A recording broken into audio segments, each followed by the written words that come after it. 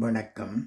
கேடி Ottawa என்ற இந்த சேனலுக்குரிய இப்பதிவினை முதற்தடவை பார்ப்பவர்கள் அல்லது ஏற்கனவே பார்க்க தவறியவர்கள் சப்ஸ்கிரைப் பண்ணி பார்க்கும்படி தயவுடன் கேட்டுக்கொள்கிறேன்.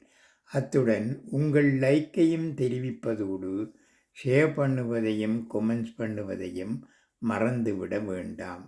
அன்புடன் உங்கள் கணேஷ்.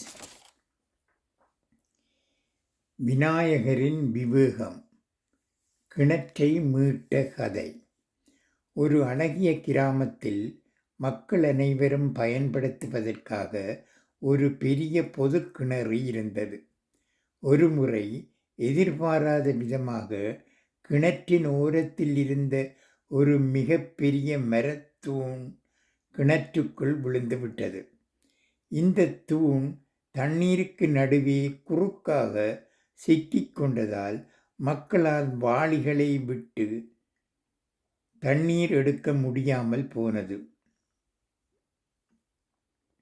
மக்கள் அனைவரும் திரண்டு வந்து அந்த தூணை அகற்ற முயன்றார்கள். ஆனால் கிணறு மிகவும் ஆழமாக இருந்ததாலும் தூண் கவனமாக இருந்ததாலும் யாராலும் எதை எப்படி பிடிக்கக்கூட முடியவில்லை. தாகத்தால் தவித்த மக்கள் தங்கள் கவலைகளை விநாயகப் பெருமானிடம் முறையிட்டனர். விநாயகா, விக்கினங்கள் நீக்கும் வேந்தனே, எங்களுக்கு ஒரு வழிகாட்டு என்று வேண்டினர். அன்று இரவு கிராம பெரியவரின் கனவில் விநாயகர் தோன்றி முறுவலிடம் சொன்னார், நாளை சூரியன் உதிக்கும் போது கிணற்றுக்குள் சிறிய கூழாங்கற்களை நிறைய போடுங்கள், பொறுமைதான் வெற்றிக்கான வழி என்று கூறினார். மறுநாள் காலை விநாயகர் சொன்னது போலவே மக்கள் கூடையாக சிறிய கற்களை கிணற்றில் போட ஆரம்பித்தார்கள். முதலில் சிலர் ஏற்கனவே கிணறு அடைபட்டு கிடக்கிறது, இதில் கற்களை போட்டு இன்னும் மூட வேண்டுமா என்று ஐயப்பட்டனர். ஆனால் விநாயகர் மேல் இருந்த நம்பிக்கையில் பணியை தொடர்ந்தனர்.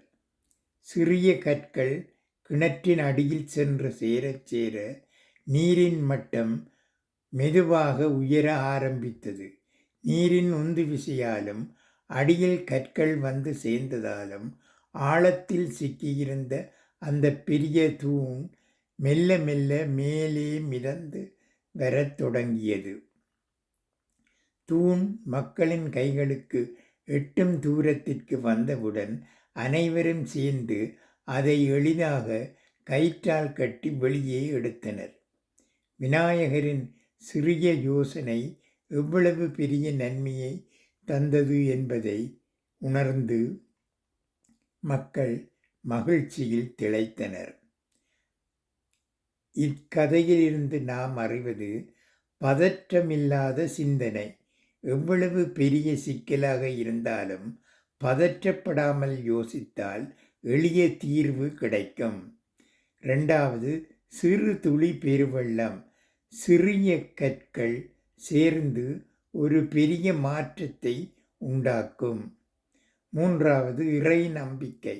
நம்பிக்கையுடன் செயல்படும் போது கடினமான பாதையும் எளிதாகும். இக்கருத்துக்களை அறிந்து கொள்ளக்கூடியதாக இருக்கிறது. நன்றி, வணக்கம்.